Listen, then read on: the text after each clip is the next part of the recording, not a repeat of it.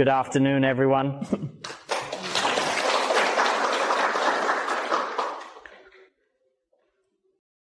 Last time, Mr. Hu hosted an exhibition at the Suzhou True Color Art Museum. It featured images of the Buddha in Nirvana. He invited me to give a lecture. Unfortunately, I couldn't make it. So I'm happy to finally come here. The space here has a serene, Chan-inspired atmosphere with the beauty of an urban monastery. The topic of today's lecture is the beauty of Nirvana. This theme, of course, is inspired by the Buddha's images here, especially those painting the moment the Buddha attained Nirvana.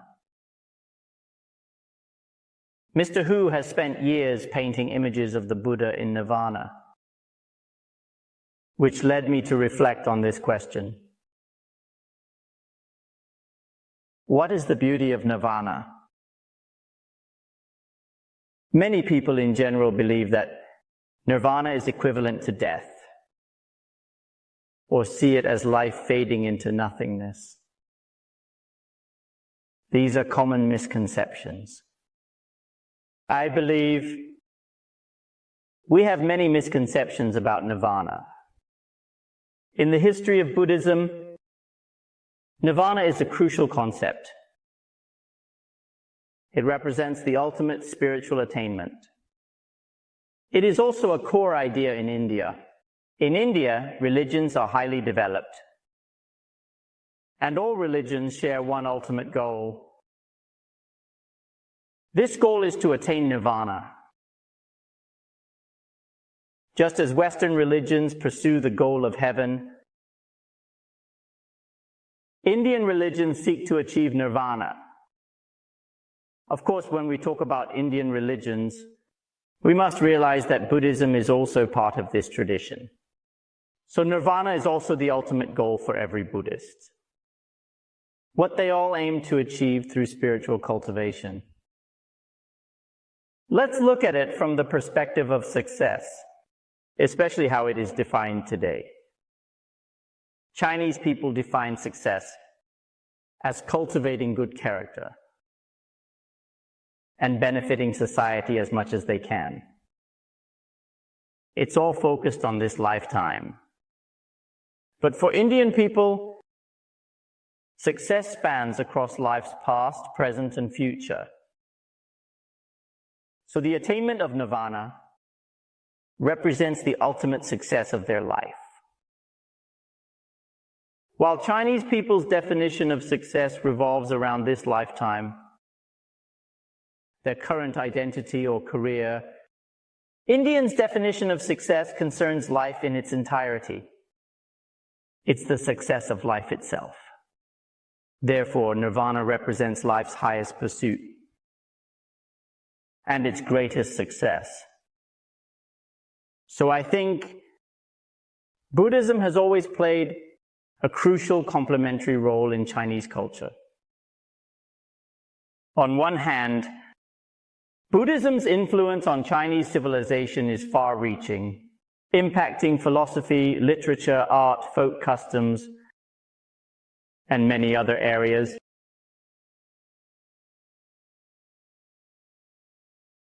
On the other hand, what's more important is how Indian culture and its unique perspectives complement and harmonize with Chinese culture.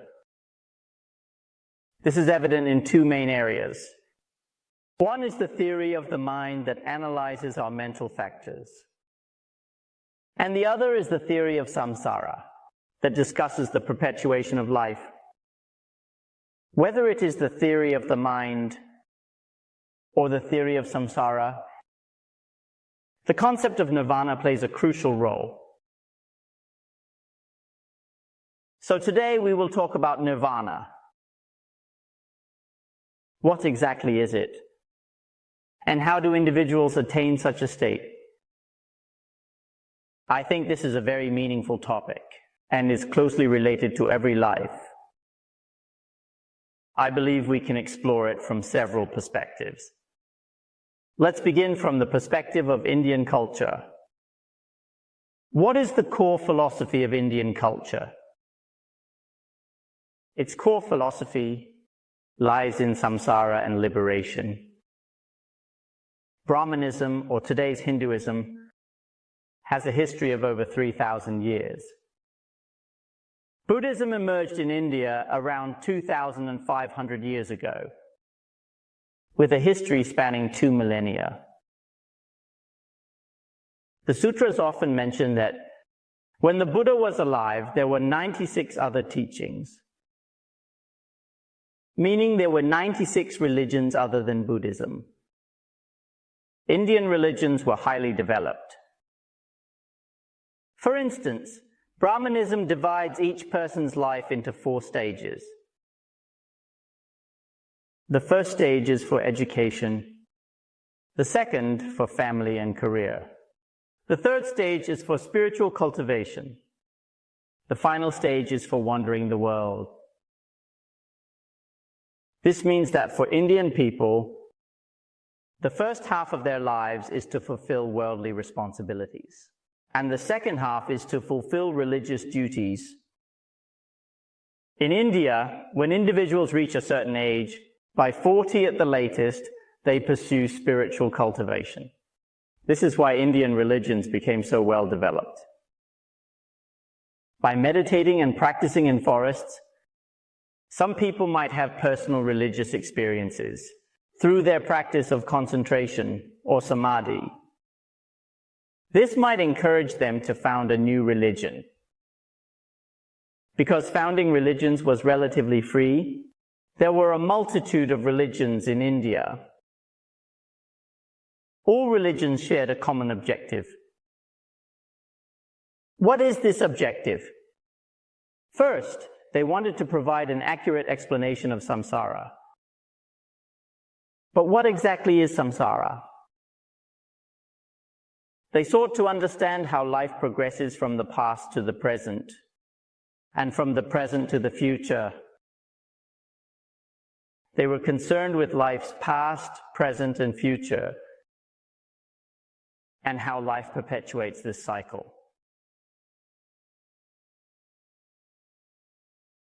Then, every religion would explain samsara based on their founders' personal religious experiences. Additionally, in India, most people and their religions viewed the essence of samsara as suffering. Since samsara is seen as suffering, what is the value of our lives? Indian people believed that the value of life lies in escaping the suffering of samsara. They called this liberation. Liberation means completely eradicating all causes of samsara, thus breaking free from the cycle of rebirth. This is also called nirvana. Nirvana means stopping the causes of samsara. Once you do so, you will be freed from the afflictions of samsara and its suffering. This allows life to enter a state of liberation. But how can we achieve liberation? And how can we attain nirvana? What is nirvana like? These are fundamental questions that all religions address. But because each religion has different practices and aims at different levels of achievement, their interpretations on liberation and its spiritual attainment also vary. Therefore, they each have their own teachings on achieving nirvana. Within this shared philosophical backdrop, many concepts in Buddhism are not exclusive to Buddhism. For example, regarding the causes of samsara, Indian people generally believe that ignorance, desire, and the cravings for desire are the causes of samsara. Ignorance means not knowing the truth of life. Desire involves our greed and the objects that we desperately want. we often develop strong attachment to them. Indian people believe these are the causes of samsara. But then how does one achieve liberation? Most Indian religions believe liberation is attained through meditation, asceticism, and of course, right view. But the content of right view differs. For example, some may derive it from studying the Vedas or the Upanishads. The Upanishads teaches us how to understand the Brahman, or the universal self, and how it relates to our individual selves. This is its key focus. Every religion has different right view, guiding its cultivation. We mentioned that Buddhism and other religions share some common terms. However, the understanding and essence of these concepts differ in each religion. For example, when it comes to the term nirvana, most Indian religions believe it means achieving the 4 dhyanas and the 8 samadhis. When the Buddha renounced his worldly life, he studied under 2 teachers. They taught him how to enter deep samadhi, like the non-conceptual concentration, and the concentration of neither perception nor non-perception. But the Buddha realized that these are merely special states of consciousness. They are not nirvana. According to the Upanishads, what is nirvana?